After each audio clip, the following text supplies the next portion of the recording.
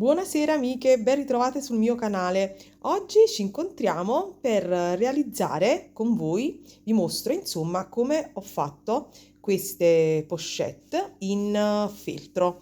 Sono cucite, sono fatte in modo leggermente diverso, ma sono veramente secondo me un'idea regalo molto carina per Natale da poter regalare alle amiche, ovviamente, sia per mettere trucchi ma non solo, insomma io per esempio in qualche caso, eh, vedete, ci metto all'interno anche le saponette che ho realizzato, insomma è uno spunto creativo per fare dei regali carini. Perché ho scelto il feltro? Perché comunque il feltro è più facile da cucire, non tanto perché è un materiale semplice da cucire in sé per sé, perché in realtà anche la stoffa lo è, però il feltro, essendo un materiale abbastanza rigido, non necessita insomma, di fodere o quant'altro, perché è abbastanza rigido, non si deve inserire teletta termoadesiva, ma semplicemente si può procedere con il cucire con poche cuciture e con l'aggiunta di una cerniera e realizzare in tempi più stretti, insomma, le nostre pochette. In questo caso, vedete, quindi ovviamente vi servirà per questa tipologia di pochette una macchina da cucire e ovviamente fate sempre le prove del feltro se la macchina cuce bene i due strati. Io ovviamente non sono una sarta, mi diletto a fare un po' di tutto e quindi ho condiviso insomma questo mio piccolo progetto. In questo caso, vedete, ho ricamato il feltro prima di cucire le sue parti, perché ovviamente una volta cucita la pochette sarebbe più complicato fare i ricami. Per semplificare ancora di più, qui vedete invece ho semplicemente cucito, anche qui con la cerniera ovviamente trovatela in tinta oppure a contrasto, se non l'avessi avuta proprio di questo colore l'avrei messa io in questo caso col bordeaux. Qui invece vedete ho incollato con la corda a caldo questi petali, foglioline che poi ho ricamato e incollato, quindi ho fatto la pochette, tagliato le foglie ricamate ed incollate, idem in quest'altro caso.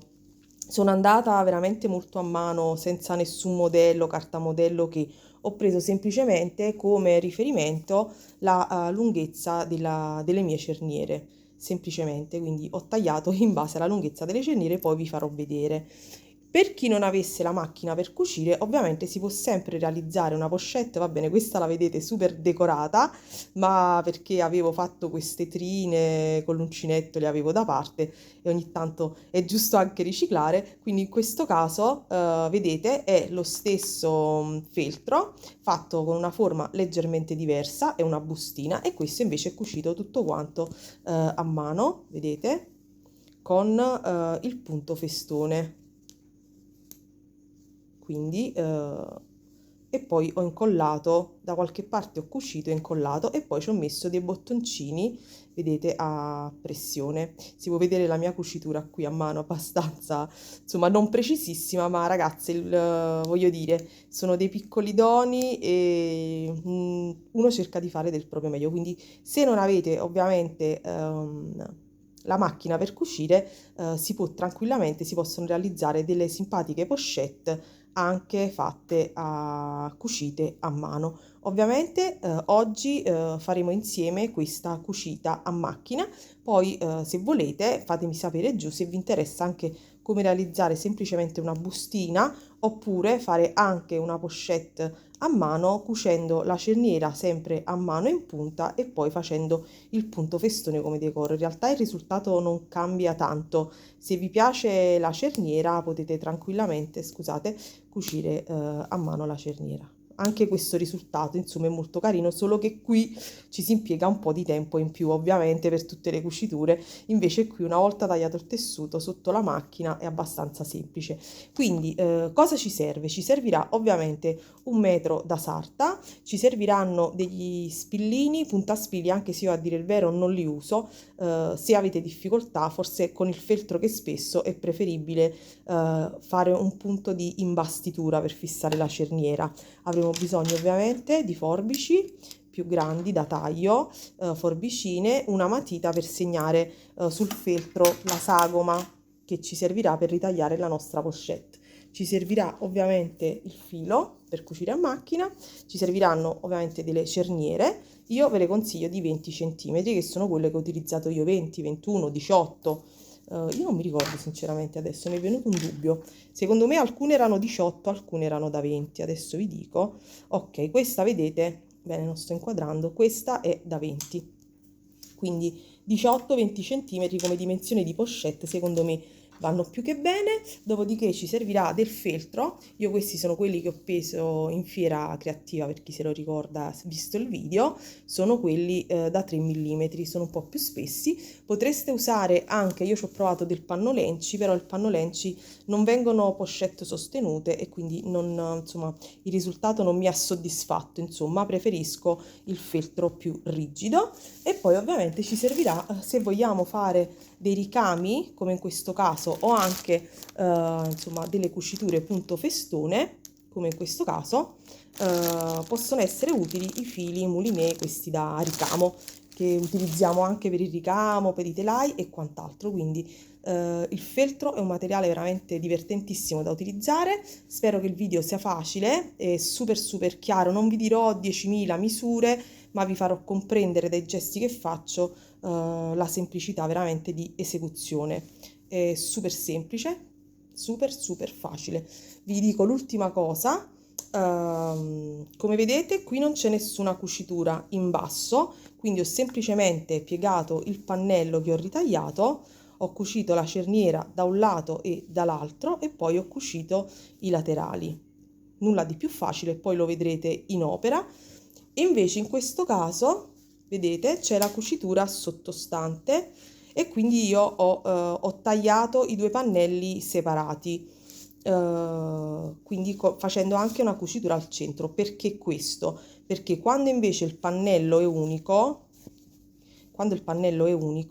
quando andate a cucire la cerniera in feltro, il feltro è abbastanza rigido e quando arrivate a questo punto nel dover cucire l'altro lembo potreste avere difficoltà ad arrivare fino in fondo con la bacchetta sotto la macchina e quindi poi dovrete fare qualche punto a mano. Io in questo caso, per esempio, gli ultimi punti dopo li ho rifilati a mano.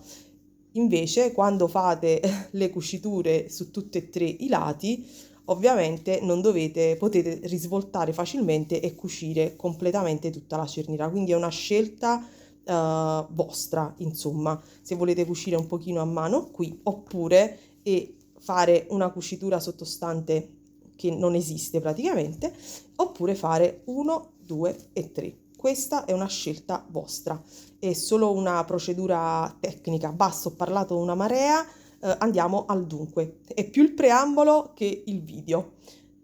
A dopo.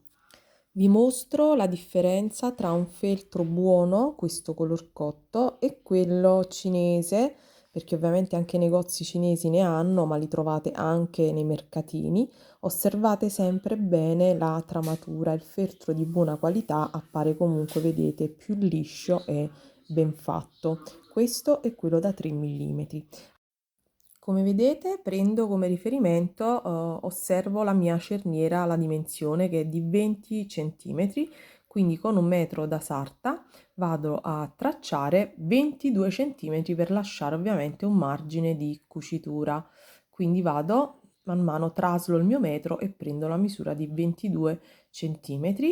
Ovviamente valuto anche l'altezza della mia pochette, quindi avrò bisogno di 2 pannelli alti 15 cm, quindi andrò a segnare praticamente 30 cm, vedete?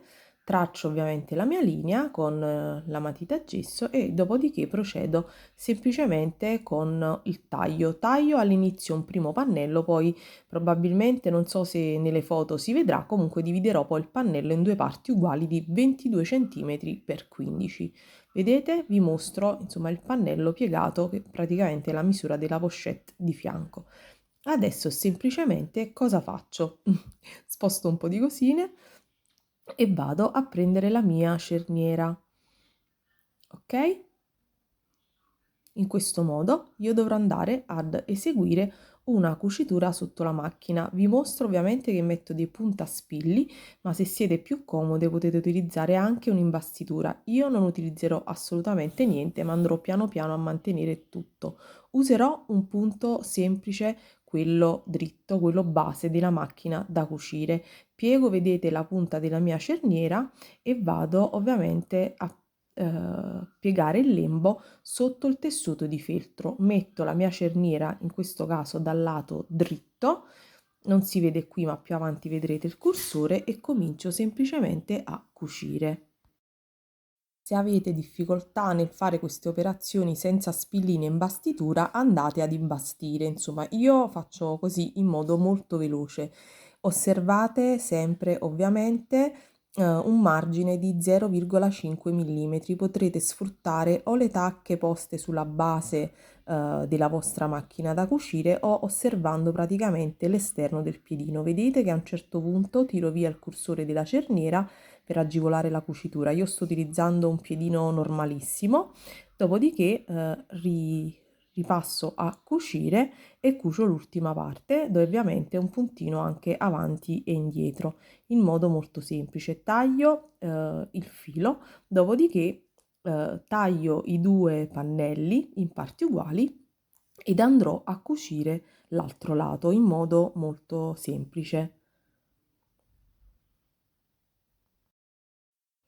Come vedete, questi sono i due pannelli. Prendo l'altro pannello, lo sovrappongo alla stessa maniera, lo adagio sotto la macchina da cucire e vado a cucire esattamente come ho fatto per l'altro pannello, sempre con il punto dritto, senza veramente nessuna, come dire, nessuna difficoltà. Adesso, una volta che ho cucito ovviamente i due pannelli, lascio ovviamente la cerniera aperta al centro e procedo con le cuciture. Mi raccomando, non dimenticate la cerniera aperta, perché altrimenti non riuscite a risvoltare il lavoro.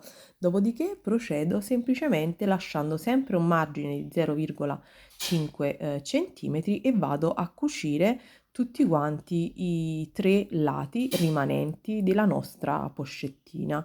Mi raccomando, i primi punti aiutatevi sempre spingendo un po' il tessuto e fate sempre prima delle prove con la vostra macchina per la tensione del filo e tutto quanto. Sembrano cose stupide, ma in realtà non lo sono. Quindi fate delle prove su dei pezzetti di feltro di scarto per valutare la tipologia di cucitura. Io ho usato un punto base, né zig zag, niente di niente. Sfrutto semplicemente il piedino per vedere il margine di 0,5 mm e procedo con delle cuciture e do dei punti avanti e indietro a inizio e fine cucitura. Qua spingo la mia cerniera per bene sotto la cucitura e poi concludo. Adesso sposto la macchina e vado a risvoltare il mio lavoro. Ovviamente, vedete? Ho risvoltato il mio lavoro e praticamente la mia pochettina sarebbe finita. Adesso però dobbiamo andare a fare i decori con il feltro in modo molto semplice e veloce, questa volta senza cucire ma utilizzando la colla a caldo. Prendo in questo caso un pezzo di feltro di colore a contrasto e con il pastello gesso ritaglio una fogliolina, una sorta di petalo, poi ne taglio altri due simili per creare il nostro decoro. Niente di veramente più semplice da fare. Ecco qui le nostre tre foglioline ritagliate. Ora vado a prendere del filo da ricamo, ne taglio una cugliata di una ventina di centimetri e separo tre dei sei fili che compongono il filo da ricamo. Dopodiché utilizzo un ago un po' più spesso, insomma, da contenere i nostri tre fili, i nostri tre capi, e vado semplicemente a fare un piccolo ricamino. E procedo quindi, vabbè, con fare dei nodini e ricamare tutte e tre le mie foglioline.